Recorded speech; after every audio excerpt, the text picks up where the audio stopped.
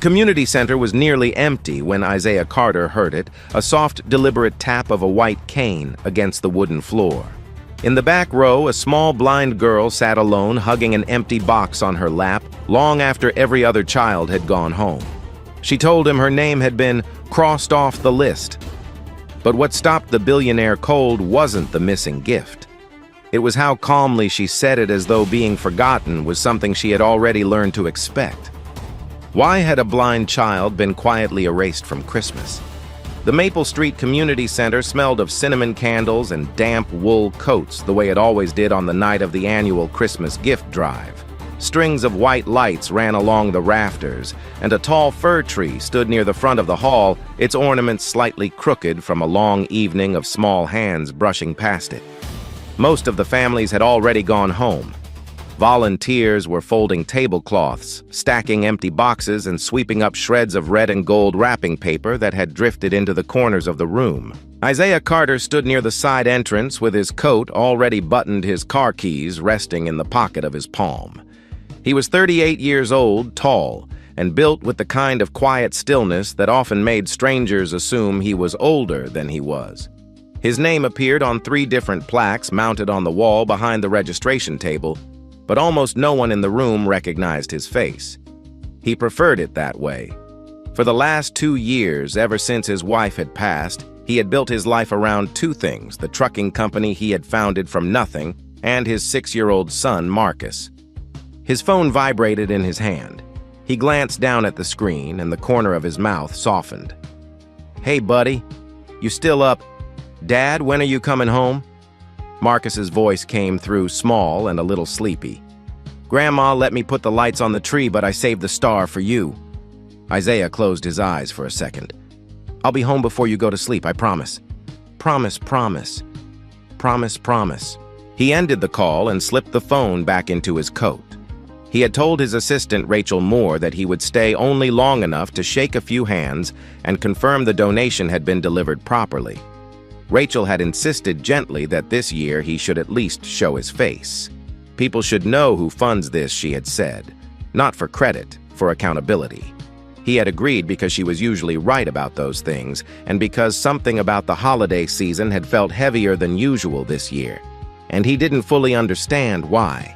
He was 3 steps from the door when he heard it. A soft, deliberate sound under the noise of the volunteers, tap, tap, tap, the patient rhythm of a white cane touching the wooden floor. It was not a hurried sound. It was the sound of someone waiting. Isaiah turned. In the very last row of folding chairs near the wall where the Christmas lights barely reached, a small girl sat alone. She could not have been more than 8 years old. A pale yellow ribbon was clipped into her braided hair, and a thin winter coat hung a little too loose around her shoulders. On her lap, she held an empty cardboard gift box, the kind the volunteers had been handing out all night, except hers had nothing inside it. Her hands rested on the lid as though it were something precious. Beside her chair, leaning against her knee, was a white cane with a small silver star sticker pressed carefully near the handle. Her eyes did not track the movement around her. They were fixed gently forward, soft and unfocused, the way a person looks when they are listening to a world they cannot see. Isaiah glanced toward Rachel, who stood a few feet away with her tablet tucked against her side. She followed his gaze, and her brow furrowed. "I thought everyone had left," she said quietly. "So did I." He took 1 step toward the back row, then another slower. He didn't want the girl to feel surrounded. The volunteers nearby kept moving, kept folding, kept laughing softly at something one of them had said. None of them looked at her. It was as though she had become part of the furniture, something they had simply walked past too many times to notice anymore. Before he could speak, the girl tilted her head slightly toward him. Her chin lifted. A small line of concentration appeared between her eyebrows. "You wear leather shoes," she said. Her voice was thin, polite, careful. "You walk slower than the others, and you stopped for longer near me." Isaiah felt something in his chest catch. He had not made a sound he was aware of. He had not spoken her name or his own. and yet somehow this child had read him out of the noise of the room as cleanly as turning a page. He crouched down a few feet away, leaving space between them so as not to crowd her. "You've got good ears," he said gently. "I have to." The honesty in it was not bitter. It was just true. "My name is Isaiah," he said. "What's yours?" "Lily Bennett." "Hello, Lily." She gave a small, uncertain nod. Her fingers tightened around the empty box on her lap. "Lily, can I ask why you're sitting back here all by yourself? Most of the other kids went home a while ago." Her mouth opened, then closed the way a child does when they have been taught to think before they speak. "My dad couldn't come yet. His truck broke down on the highway. He called the front desk and asked them to tell me to wait inside. He said he'd be here as soon as he could." She lowered her chin a little. "I didn't want to be in the way." "You're not in anyone's way. Did you get a gift, Lily?" For a long moment, she didn't answer. Her hands moved just slightly around the lid of the empty box. "They said my name was crossed off the list." Isaiah did not move. "Crossed off? The man at the front said there was a mistake. He said maybe my dad filled out the form wrong. He said I shouldn't worry about it." She drew in a small breath as though preparing to apologize for something. "I think maybe I came at the wrong time. I'm sorry if I made anyone wait." A heat rose along the back of Isaiah's neck that had nothing to do with the warm hall. "Lily," he said carefully, "do you have your confirmation paper?" She nodded and slipped a folded piece of paper out of her coat pocket. The corners of it were soft from being held. She held it out toward the sound of his voice, her hand hovering until he gently took it from her fingers. He read it twice. "Participant, Lily Bennett. Age 8. Reserved gift assignment. Pickup date tonight. Status confirmed." A clean, printed line. No errors, no misspelling. No reason a name like that should ever have been crossed out by anyone. Behind him, 2 teenagers in red volunteer sweaters had stopped pretending to clean the refreshment table. The taller one, a boy of about 16 with a knit cap balled in his hand, took a half step closer. The girl beside him, ponytailed and nervous, was already looking at Lily with something close to guilt on her face. "Sir," the girl said quietly, I don't want to cause a problem, but..." "Go on," Isaiah said. "My name's Emily. This is Jordan. We were helping with the gift line tonight." She glanced toward the front of the hall where a man in a green volunteer sweater was busy stacking clipboards into a cardboard box, his back to them. "We've been here since 5 o'clock. They never called her name, not once." Not once," Jordan repeated. "I remember her because she had her paper out the whole time. She kept her hand kind of raised like she didn't want to interrupt but didn't want to be missed either. Nobody called her up." Lily's shoulders pulled in slightly at hearing her own quiet effort described out loud. Isaiah glanced down at her, and his voice softened. "You waited the whole time?" "Yes, sir." "Did anyone come over to ask if you needed help?" "No, sir. People walked past. I counted 412 footsteps before you stopped." The number landed in the room like a stone dropped into still water. Rachel let out a small breath behind him. Emily's eyes filled up before she could stop them. Jordan looked at the floor. 412 people had walked past a blind child in the back row, and not one of them had stopped. Isaiah straightened slowly. He felt something cold settle in his chest, something he had not felt in a very long time. It wasn't anger exactly. Anger would have been louder. This was quieter than that and heavier. "Lily, I'm going to talk to one of the people who runs this event, all right? I'll be right here. I'm not leaving." "Okay." Her voice was very small. "I'm sorry if I made trouble." "You didn't make any trouble. None at all." The man in the green sweater was already crossing the room toward them. His name tag read, Harold Whitman, Volunteer Coordinator, and his smile was the careful, prearranged kind, the smile of a man who hoped a conversation would end before it had to become real. "Mr. Carter," Harold said warmly, extending a hand. "I didn't realize you were still here. Can I help you with something?" Isaiah did not take the hand. He held up the confirmation slip instead. "This little girl has been sitting in the back row for over 2 hours. Her name is on a confirmed list. She says she was told her name had been crossed off." Harold's smile did not move, but his eyes did. They flicked to Lily, then to Emily and Jordan, then back to Isaiah. "Ah, yes, I think I remember the situation. There was some confusion at the front. We had a high turnout this year, and a few of the registrations came in late or were duplicated. It happens every Christmas, a small administrative hiccup." "This isn't a hiccup. This is a child." Harold gave a soft, practiced laugh. Of course. Look, Mr. Carter, it's been a long night, the volunteers are exhausted, and frankly, I think we're making more of this than we need to. I'm sure her father can come back in the morning and we'll get something sorted out. No harm done." "No harm done," Isaiah repeated very quietly. He looked at Lily again. She had slid down a little in her chair as though she were trying to take up less space, as though the conversation about her had become one more weight pressed onto her small shoulders. "Sir," she said softly, lifting her chin in his general direction. "It's okay. Really. I don't need a gift. I'm sorry the man had to stay late because of me. Maybe I can just go wait outside for my dad. I don't want to ruin anyone's Christmas." A second silence fell deeper than the first.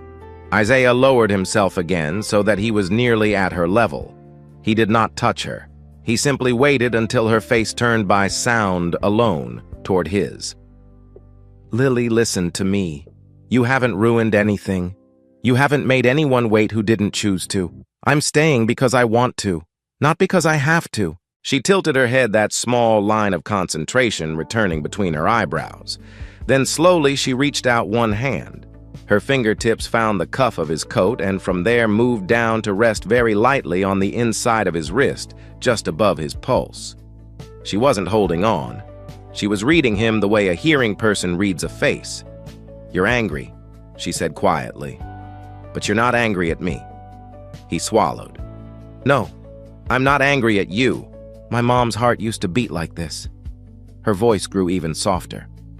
"When she was trying to stay calm in front of me. When she didn't want me to be scared." Her fingers stayed there a moment longer, then withdrew. "You don't have to pretend, mister. I can tell anyway." For 2 years, Isaiah had not let anyone touch him. Not in any way that mattered.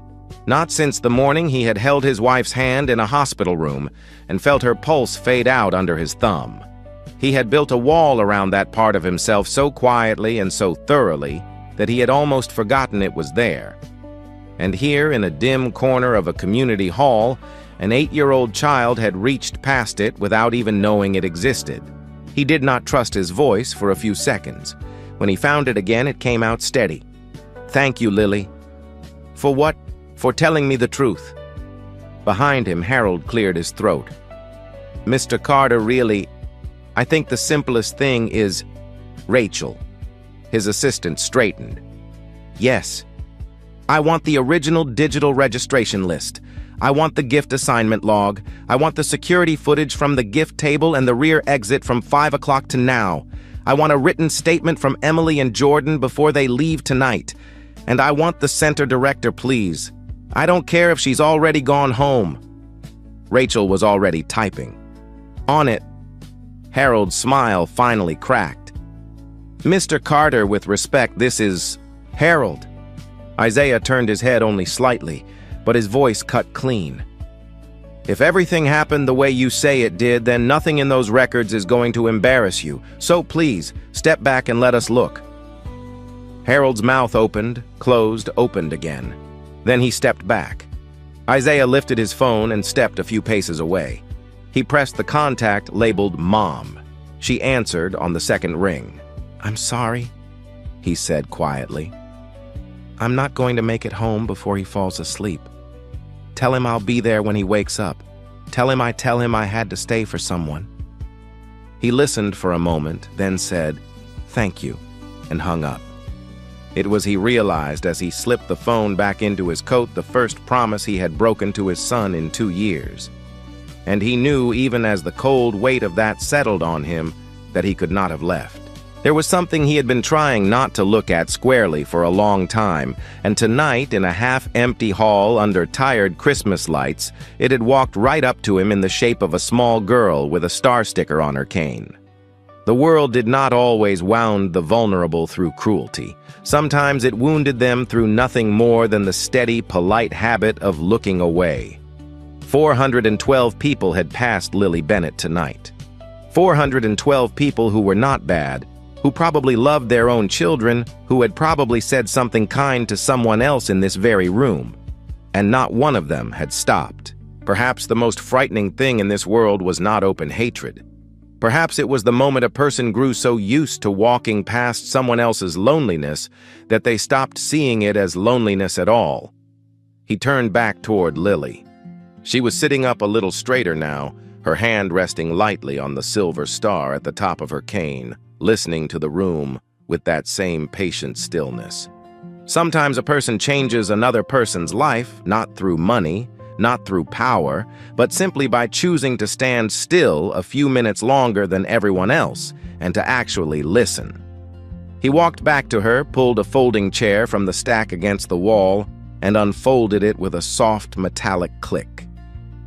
He sat down beside her close enough that she could hear him breathe and far enough that she did not feel crowded. "Lily," he said, "we're going to figure this out, together. Is that all right?" She turned her face toward his voice. For the first time that night, the smallest, most cautious smile lifted the corner of her mouth. "Yes, sir." Outside, the snow had begun to fall a little harder against the tall windows, and somewhere in the back of the hall, Harold Whitman quietly set his clipboard down. The center director arrived within 10 minutes, still pulling on her coat. Mrs. Dawson was a woman in her late 50s with short gray hair and the tired, focused expression of someone who had spent the better part of 3 decades trying to stretch goodwill across too many needs. She listened without interrupting as Rachel summarized what they knew so far, her eyes moving once briefly to the small girl in the back row and then to Harold Whitman standing stiff-backed near the gift table. "Show me the list," she said. Harold hesitated. "Harold, the list." He set the cardboard box on the table a little harder than necessary. He pulled out folders and clipboards until he found the master sheet, then laid it open on the B page. Mrs. Dawson, Isaiah, and Rachel leaned over it together. An older volunteer named Clara Jenkins, who had been quietly wiping down a refreshment table nearby, drifted closer too, drying her hands on a napkin. There it was. Lily Bennett, a clean, deliberate black line drawn straight through the name. In the margin beside it, in tight, careful handwriting, a single word, "removed." Mrs. Dawson's mouth tightened. "Removed by whom?" "I don't know," Harold said quickly. "We had several people working the table tonight. Anyone could have made the note." From the corner of the table, Emily spoke up, her voice shaky but clear. "That's not true, ma'am. Mr. Whitman handled the B section the entire evening. He told us not to touch the clipboard after the first hour." "You were on candy cane duty," Harold snapped. "I was standing right there." "Enough!" Mrs. Dawson held up one hand. She didn't raise her voice, but the room quieted as though she had. "Rachel, do you have the digital list?" "Yes, ma'am." Rachel turned her tablet around. "Lily Bennett is active in the registration system. Gift reserved. No cancellation, no duplicate entry, no pickup confirmation. Her assigned gift code is B17. Clara's head lifted at that. "B17, the silver one." Isaiah turned toward her. "You remember it?" "I wrapped it myself," Clara said. "Silver paper red ribbon, a little angel sticker in the corner, a doll, a soft sweater, a coloring set, and a storybook. I remember thinking it was such a pretty box for a little girl." In the back row, Lily's hands stilled on the lid of the empty cardboard box on her lap. The words fell on her one by one: doll, sweater, coloring set, storybook, each one shaped like something she had not been allowed to hold. She didn't speak. She didn't cry. She simply listened, and her chin dropped a little the way a child's does when she is trying very hard not to want something out loud. Isaiah saw it. He filed it away in the same quiet place where he had begun keeping everything else from this evening. "Where is B-17 now?" he asked. Rachel was already moving to the gift log. She scanned the sign-out sheet, frowned, and scanned it again. "There's no signature for B-17. No parent signature, no child initial, no pickup confirmation. According to this paperwork, that gift never left the building." "It left the building," Isaiah said quietly. Harold's jaw worked. "Mr. Carter, with respect, you're stretching this into something it isn't. Maybe a volunteer set it down somewhere and forgot to log it. Maybe..." "Mrs. Dawson," Isaiah said, "I'd like to see the security footage, from the gift table and from the rear exit." "Of course." They moved together into the small office just off the main hall, all of them. Mrs. Dawson, Rachel, Clara, Emily, Jordan, Harold, and Isaiah. Before he stepped through the doorway, Isaiah turned back. Lily was still sitting alone in the last row, her cane resting against her knee. He couldn't take her with him into a room where she might overhear what he was beginning to suspect they were about to find. But he didn't want her to feel left behind either. "Clara," he said softly, "would you mind sitting with her just for a few minutes?" "I'll do better than that," Clara said. "I'll bring her some hot chocolate. Real chocolate, not that powdered nonsense." She was already moving before he could thank her. Inside the office, Rachel connected her tablet to the small monitor on the desk. The footage loaded in grainy color. The angle was wide enough to show the gift table part of the tree and the rear hallway that led to the back exit. She wound the timestamp back to 7 o'clock and let it play. They watched in silence as the evening unfolded again. Children stepped up one by one. Harold called names from his clipboard. Emily handed out candy canes. Jordan guided families toward the door. Down at the bottom corner of the screen, a small figure sat in the third row, then the fourth, then the fifth, then the very last. She did not move very much.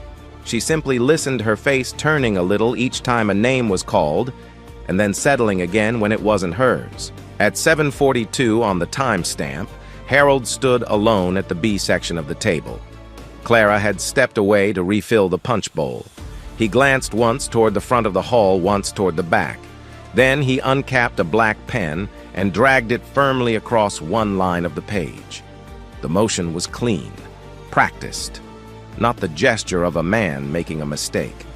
Rachel slowed the playback. At 8:15, Harold bent down behind the table and slid a silver-wrapped box, red ribbon, and angel sticker plainly visible even in the grainy frame behind a stack of empty cartons. "Mr. Carter," Harold said quickly, "you can't see what's on that label. Keep watching." At 8:48, a young woman in a dark coat appeared at the rear exit. Harold met her halfway down the hallway.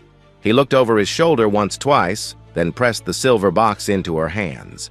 They exchanged a few words. The woman tucked the box under her arm and slipped out the back door into the snow. Rachel paused the footage on the woman's face as she half-turned toward the camera. Mrs. Dawson leaned closer to the screen, then closed her eyes for a long second. "That's your sister, Harold." Harold did not answer. "Your sister," Mrs. Dawson said again more quietly.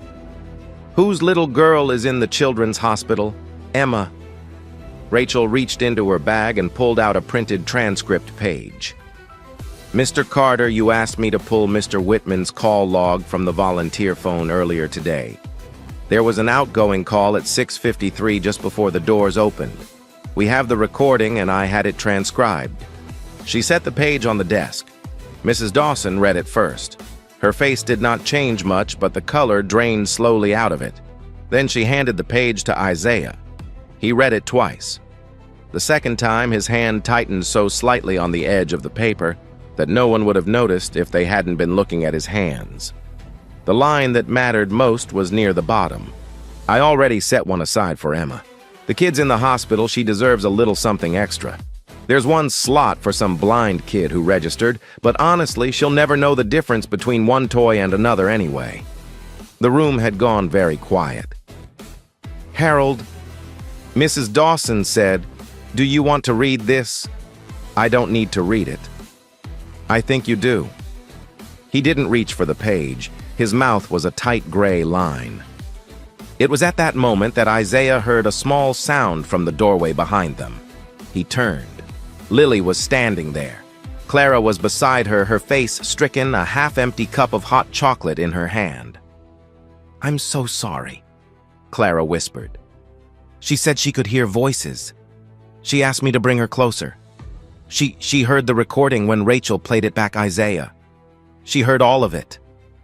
Lily's free hand was wrapped tightly around her cane near the silver star. Her chin was lifted slightly the way it always was when she was listening hard. Her unfocused eyes shone, but no tear fell. Not yet. Isaiah crossed the room in 3 steps and lowered himself in front of her. "Lily." She did not speak to him. Instead, with a precision that made everyone in the room go still, she turned her face. Not toward Mrs. Dawson, not toward Rachel, not toward him. She turned exactly and unmistakably toward Harold Whitman, who was standing on the far side of the desk. She had never seen him. She had never been told where he was standing. She had simply listened, and from the small sounds of his breathing and the shift of his weight on the office floor, she had located him in space the way another child might locate a voice in a dark room. When she spoke, her voice was very small, but it carried. "Mister," she said, "is it because I can't see? Did you think I wouldn't know?" No one breathed. Harold opened his mouth, closed it, opened it again. He did not answer her because there was no answer that would not break him in front of the room. Lily waited a long moment the way she had waited 412 footsteps for anyone to call her name. When no answer came, she lowered her chin slightly and turned her face back toward Isaiah. "It's okay," she whispered. "I think I already knew." Something in Isaiah Carter that had been clenched tight for the last 2 hours, and perhaps for the last 2 years, finally cracked open. He didn't let it show on his face. He just rested one hand very lightly on her shoulder, gently enough that she could pull away if she wanted to. She didn't. This was no longer a story about one Christmas gift. It had become something larger and uglier than that. It had become a story about the careful, quiet work of selective kindness, the kind of kindness that posed for photographs with a child like Lily, but crossed her name off a list when no one was watching.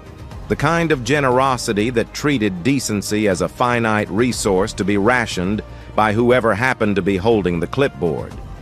People were comfortable being kind to a blind child, as long as it was visible.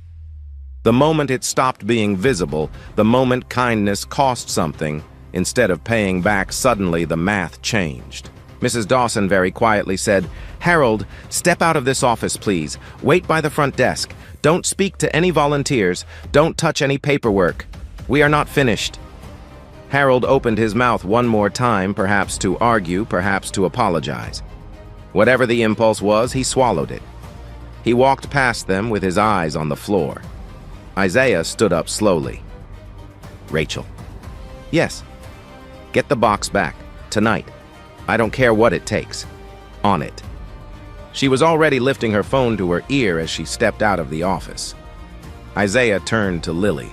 She was still standing there, her cane in one hand, her empty cup of hot chocolate in the other. Clara had gently taken the cup from her without her realizing it. "Lily," he said, "I'm going to take you back out to the main hall. Your dad is on his way. He just texted Rachel. He'll be here very soon. Is that all right?" "Yes, sir." "Are you angry?" She considered the question seriously, the way she considered everything. "No, I'm just tired." He nodded, even though she couldn't see it, because she would hear the nod in the small movement of his coat and in the way his breathing settled. "That's fair." He walked her back out into the hall, slowly matching his stride to hers. She tapped lightly with her cane out of habit, even though his hand hovered near her elbow, ready if she stumbled. She did not stumble. She walked with the careful, practiced confidence of a child who had learned a long time ago that the world would not slow down for her, and so she had taught herself to move through it with her own quiet rhythm. He sat her down at one of the front tables where the lights were warmer and the volunteers had begun to drift back, sensing that something important was unfolding. Clara took the seat beside her. Emily and Jordan stood close, no longer pretending to clean. 5 minutes later, The front door opened with a rush of cold air, and a man stepped inside. He was wearing a heavy work jacket streaked with grease, and his hands were red from the cold. His eyes scanned the room once swiftly and locked on Lily. "Lily-bug!" She came up out of the chair like a small bird taking flight. "Daddy?" He met her halfway across the floor, dropped to one knee, and folded her against his chest. For a long moment he didn't speak. He just held her and pressed his cheek against the top of her head. When he finally drew back, his eyes lifted past her to the adults watching from the table, and the relief on his face shifted into something more careful. "Did she get her gift?" he asked. The hesitation around the room was answer enough. Daniel Bennett straightened slowly. His arm stayed around his daughter's shoulders. He took in Mrs. Dawson, then Clara, then Emily and Jordan, and finally, his eyes settled on the man standing a few feet behind them all. His expression changed. He looked at Isaiah for a long moment. Then again, the way a man looks at someone when 20 years of memory is rearranging itself in real time behind his eyes. "Isaiah," he said quietly. "Isaiah Carter." "Hello, Daniel." "Lincoln Heights." Daniel let out a small, disbelieving breath. 11th grade. You used to sit in the back of Mr. Halpern's class reading library books during lunch. You were the only kid in school who actually read for fun. You were the only kid in that school who ever stood up for me when those guys in the locker room started in on my shoes. You remember that? I remember all of it. Daniel's hand tightened a little on his daughter's shoulder. He looked down at her, then back at Isaiah. You loaned me your jacket once, the day mine got stolen. It was January and the wind was... He stopped. His voice had gone rougher than he wanted it to. You needed it more than I did. You didn't have any more than I did, Isaiah. I had enough. There was a long, full silence between them. The kind of silence that exists only between two men who have walked out of the same neighborhood by very different doors and never expected to find each other again on the other side. We used to look out for each other, Daniel said finally, back when nobody else was looking at us at all. 20 years gone, and now my daughter needs somebody to look out for her too. His jaw worked, and I wasn't here. Isaiah took a step closer and placed his hand briefly on Daniel's shoulder. You're not carrying this alone tonight, Daniel. Daniel looked down at Lily, who was leaning against his side with her cane in one small hand. I always thought she was too young to feel things like this. I thought, she's so smart, she's so kind, the world will be careful with her. I was so stupid. You weren't stupid. You were her father. You were hoping. It was at exactly that moment that Harold Whitman, who had been standing near the front desk where Mrs. Dawson had told him to wait, made the worst mistake of his evening. He cleared his throat. He spoke loudly enough that everyone in the hall could hear him, perhaps, because he believed that if he sounded reasonable enough, the moment could still be salvaged. Look, he said. Everyone is making this much bigger than it is. The little girl can't even see the thing. Honestly, what difference does it make to her whether it's one toy or another? It's just a doll. The room turned slowly as one body to look at him. Daniel went very still, but it was Lily who moved first. She didn't shout. She didn't run at him. She simply tilted her face up toward her father, her hand finding the lapel of his work jacket the way she had earlier found the cuff of Isaiah's coat. Her voice, when it came, was almost too quiet to hear. Daddy, is that what people really think about me? Daniel could not answer her. He pulled her closer and pressed his hand against the back of her head and held her there, and his eyes, when they lifted across the room toward Harold Whitman, were not angry.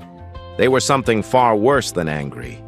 They were a father's eyes that had just understood in a single sentence what his child had been quietly carrying around inside her for years.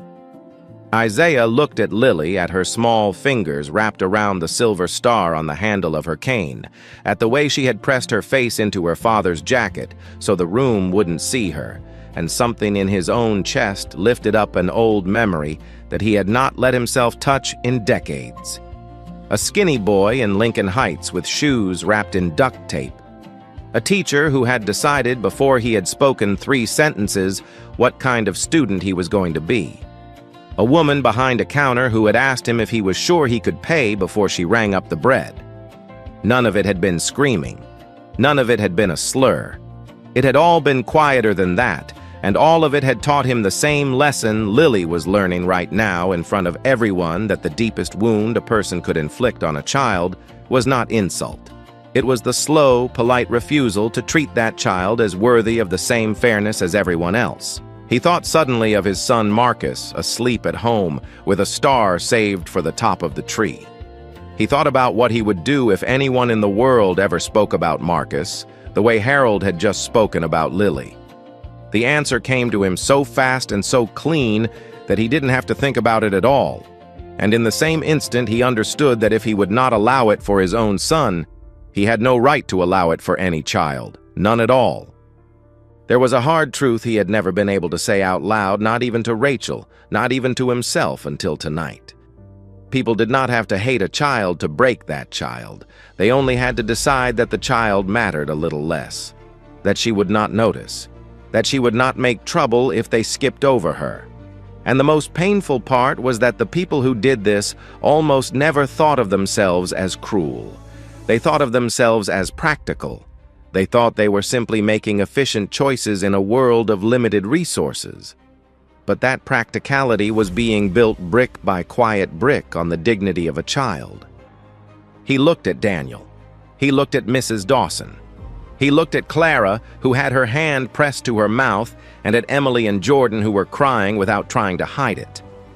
Then he looked at Harold Whitman, who for the first time all evening had nothing to say. "Mrs. Dawson," Isaiah said quietly, "Mr. Whitman is finished here. Tonight and for as long as I am still funding a single program that touches this building." Understood. There are some people who do not need our pity. What they need, what they have always needed, is to be treated with the same simple fairness as everyone else. Rachel returned through the front door less than 30 minutes later with the silver-wrapped box in both hands. The red ribbon was loosened in one corner, and the small angel sticker had been creased slightly where someone had pressed it back down. A young man Isaiah did not recognize stood awkwardly behind her in the doorway, snow melting on the shoulders of his coat. He did not meet anyone's eyes. He set the box down on the nearest table when Rachel nodded, then stepped back as though the wrapping might burn him. The hall had gone very quiet. The volunteers who remained had drifted to the edges of the room, giving the space in the middle to the people who needed it. Mrs. Dawson stood at one shoulder, Clara at the other. Harold Whitman had already left through the side door, his coat over his arm, without looking back.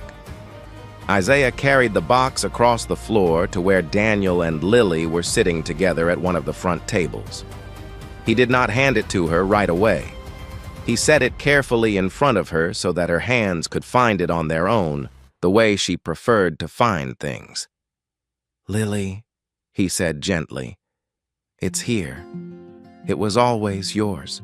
Her fingers reached out and traced the edge of the silver paper. They moved over the loosened ribbon, paused on the small angel sticker, and stopped. She did not pull the box toward her. She did not lift the lid.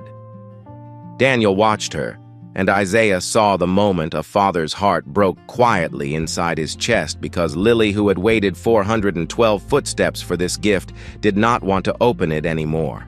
"Daddy," she said very softly, "can you keep it for me? You can open it later. I don't need to do it tonight." Daniel turned his face away for a moment and swallowed hard. When he turned back, his voice was steady, but only because he made it so. "Of course, Lilybug. We'll open it whenever you're ready. There's no hurry." She nodded once. Her hand drifted from the box and found the silver star at the top of her cane and stayed there. Isaiah looked at her, and he understood with a clarity that almost hurt that this was the deepest part of what had been taken from her tonight. Not the doll, not the sweater, not the storybook. The small, ordinary expectation that the world would treat her fairly when no one was watching. That was the thing that had been crossed off the list, and that was the thing no silver-wrapped box could put back. He stood there a moment longer, and a different kind of resolve settled over him. The The system that had failed her tonight was not an isolated mistake. It was not one volunteer with a black pen. It was every checkpoint that had not been built, every safeguard that had not been written down, every quiet corner of a process that had been left to the judgment of a single tired man with a clipboard.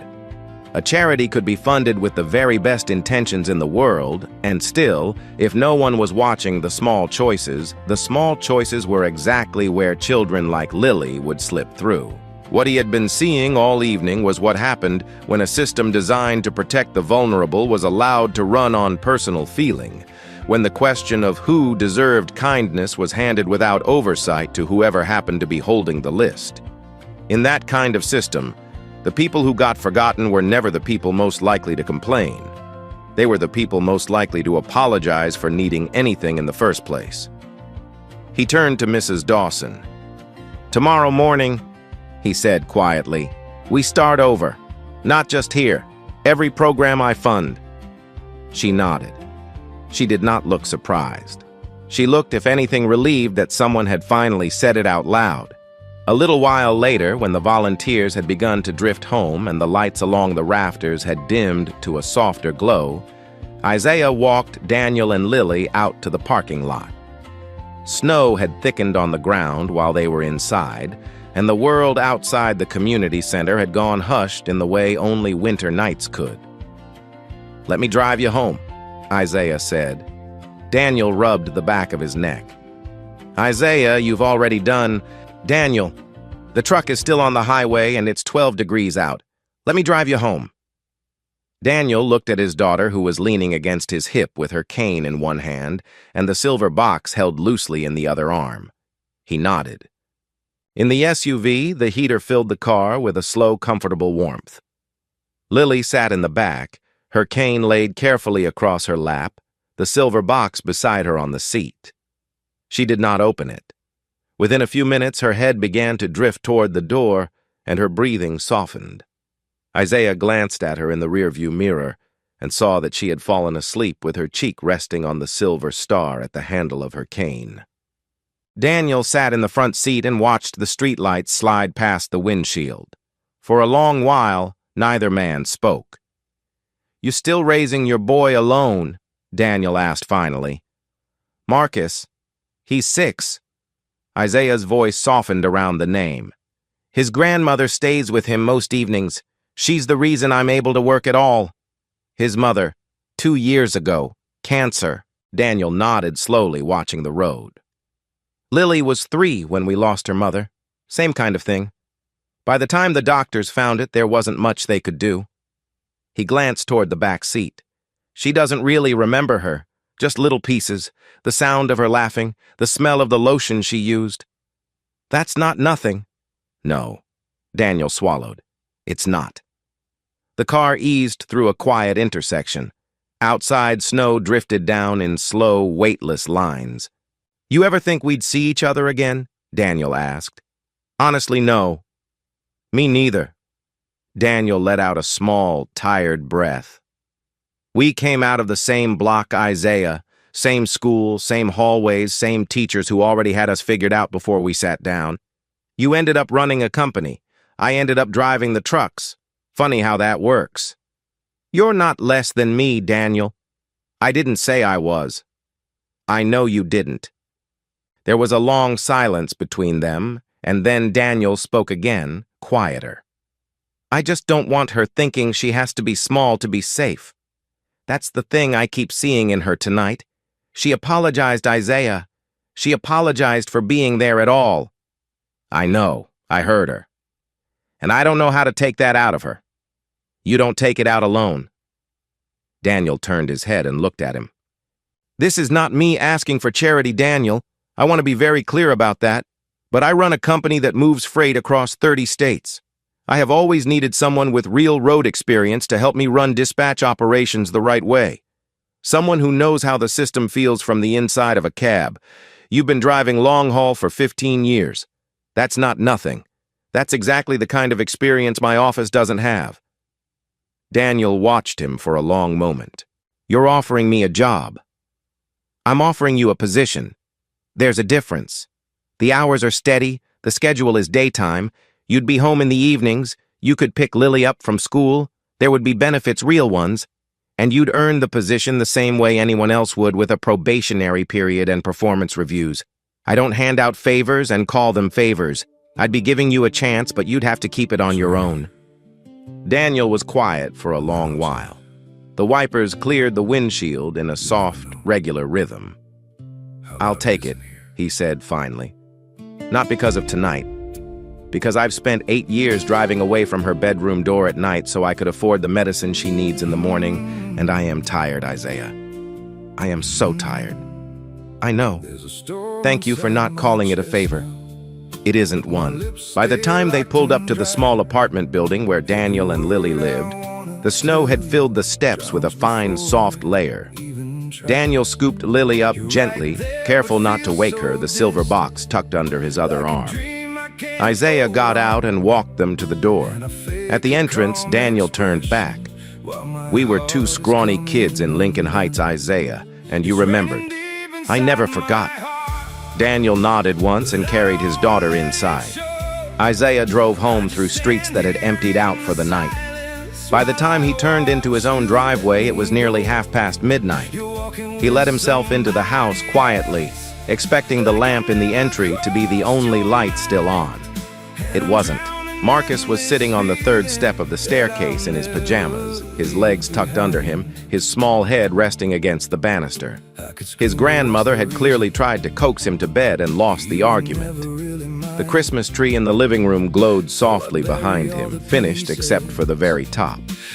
Isaiah set his keys down without making a sound. He sat down next to his son on the step. "Hey, buddy." "Hi, Dad. You should be asleep." "I know. I tried." Marcus rubbed one eye with the back of his hand. "Did you help somebody?"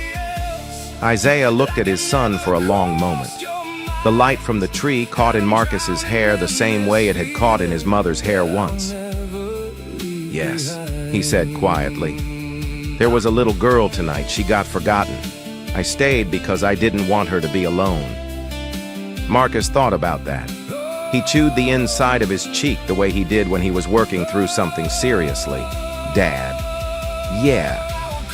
"Next year, can I come with you to the place where you helped her? Why, so I can help you not forget anybody."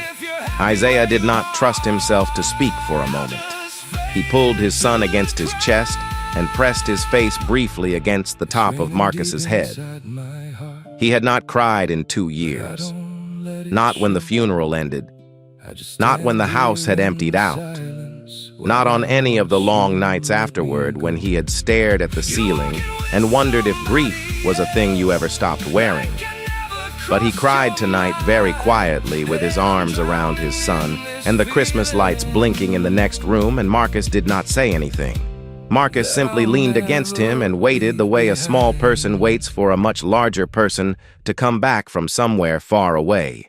After a while, Isaiah stood up and lifted his son with him. He carried Marcus to the living room and lifted the silver star from the box on the coffee table. Together, they placed it on the very top of the tree.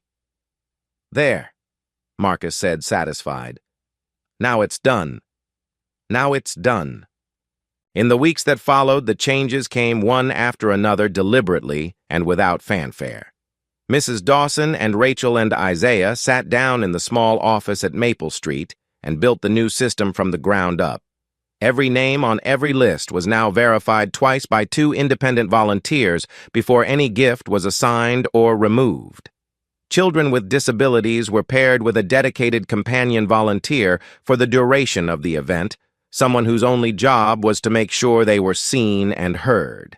Any decision to remove a name from the list required a written explanation, signed and stored.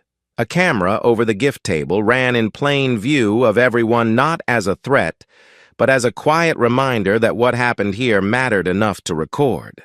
And then there was the scholarship. Isaiah called it the Silver Star Fund, and he funded it himself, fully and quietly, with no plaque on the wall and no ceremony. It was a fund for blind and low-vision children for the things their families could not always afford on their own assistive technology mobility training summer programs, audiobooks. Daniel, who had taken to his new role at Carter Logistics with the steady focus of a man who had been waiting his whole life for stable ground, helped Isaiah design the application process so that no child ever had to apologize for needing anything. A month later, on a quiet evening, Lily sat cross-legged on her bed in the small apartment that had grown a little warmer now that her father was home before dark. She was holding the doll from the silver box. She had finally opened the box 2 weeks after Christmas, when she had been ready.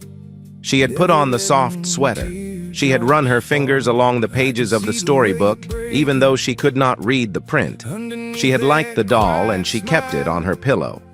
But the thing she loved most was sitting on her nightstand. It was a small clock no larger than her hand that spoke the time aloud at the press of a button and announced each hour with a different recorded message. Isaiah had recorded the messages himself. Lily knew his voice now better than she knew almost anyone else's. The clock was set to chime at her bedtime every night, and at 9 o'clock on this particular evening, it spoke softly into the room. "It's 9 o'clock. You are an important person, Lily. Don't ever forget that." She smiled a small smile and pressed the button to hear it again. Daniel came in and sat on the edge of her bed. "Time for sleep, Lily Bug." "Daddy?" "Yeah." She thought for a moment the way she always did before saying something true. "Today I heard the sound of someone really stopping for me. A whole month ago, but I still hear it. The whole world used to just sound like footsteps walking past. But ever since that night, it doesn't sound like that anymore." Daniel kissed her forehead. He did not trust his voice, so he simply held his hand against the side of her face for a moment, and then turned out the lamp. Across the city, Isaiah Carter sat in his SUV in the parking lot outside Maple Street Community Center. Snow was falling again, lighter this time, the kind that drifted rather than fell. In his hands, he held a freshly printed list, the one that would be used at next year's drive. The names were in alphabetical order. Bennett Lilly sat near the top of the page, clean and unmarked exactly as it should be. His phone buzzed beside him. Marcus's name lit up the screen. "Dad, you almost home." "On my way, buddy." "Good. I saved the star again." "You always do." He set the list down on the passenger seat and put the car in drive. For years, he had built one of the most reliable freight networks in the country. Hundreds of trucks, millions of packages, almost nothing ever lost. But the thing he had built tonight was worth more than any of it because the thing he had built tonight had a name. And that name was no longer crossed out. A kind society is not measured by how it treats the strongest among us. It is measured by how carefully it preserves the dignity of those most easily forgotten. He drove home through the snow, and this time he kept his promise.